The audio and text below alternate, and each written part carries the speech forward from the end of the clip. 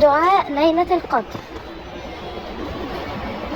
يا رب إني أسألك في هذه الليلة المباركة أن تغفر ذنوبي وترحمني وتعفو عني. اللهم تقبل دعائي.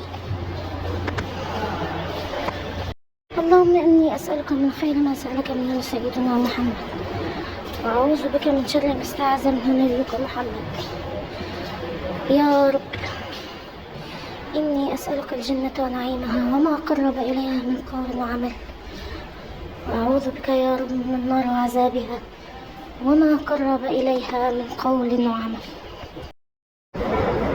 اللهم إنك عفو تحب العفو فاعف عنا.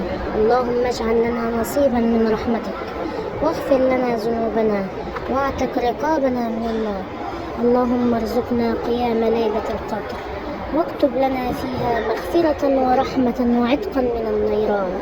اللهم اصلح لي ديني الذي هو عصمة أمري، واصلح لي دنياي التي فيها معاشي، واصلح لي آخرتي التي فيها معادي. اللهم اجعل آخر كلامنا في الدنيا شهادة أن لا إله إلا الله وأن محمدا عبد الله ورسوله.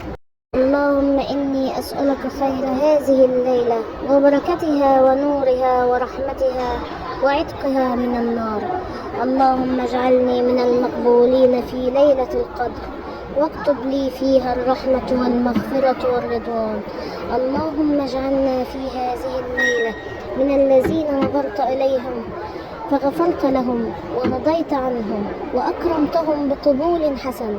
اللهم اعتق رقابنا من النار، واغفر لنا ما أسررنا وما أعلنا وما قدمنا وما أخرنا.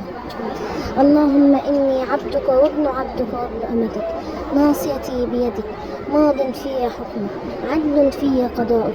أسألك بكل اسم سميت به نفسك أو أنزلته في كتابك أو علمته أحدا من خلقك أو استأثرت به في علم الغيب عندك، أن تجعل القرآن ربيع قلبي ونور صدري وجلاء حزني وذهاب همي.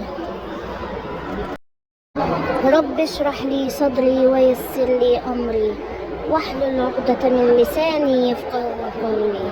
اللهم عالم الغيب والشهادة، فاطر السماوات والأرض، رب كل شيء ومليكه، اغفر لي ذنبي يا رب، فإنه لا يغفر الذنوب إلا أنت.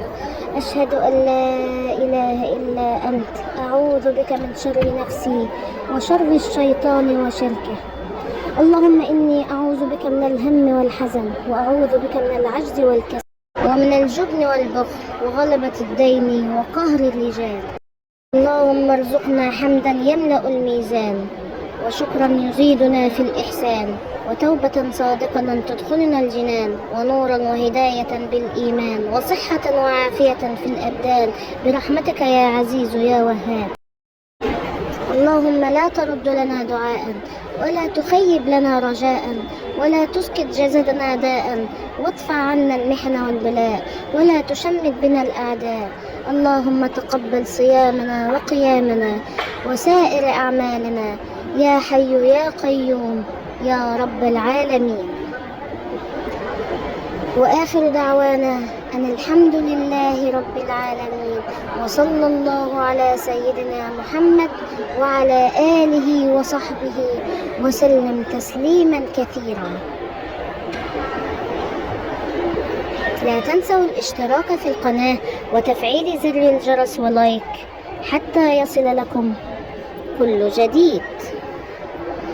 والسلام عليكم ورحمة الله وبركاته.